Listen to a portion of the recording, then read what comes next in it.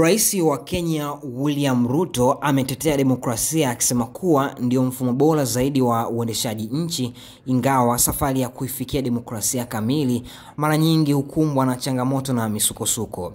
Akizungumza katika mahojiano maalum na kituo cha television cha Al Jazeera, Ruto aliulizwa maoni yake kuhusu uchaguzi uliomalizika hivi karibuni nchini Tanzania pamoja na ule unaotarajiwa kufanyika nchini Uganda mwezi Januari. Ruto alisema kuwa kila nchi duniani inapambana kufikia kiwango bora cha demokrasia, lakini mchakato huo hutofautiana kutokana na mazingira na historia za nchi husika. Na nukuu, kila nchi duniani inapambana kufikia demokrasia, lakini mchakato huo ni wa hatua tofauti, alisema Rais Ruto.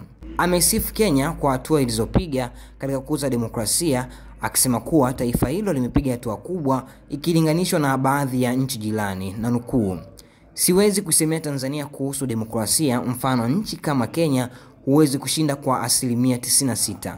Kila nchi ina namna yake ya kuendesha mambo yake, alisema Rais Ruto.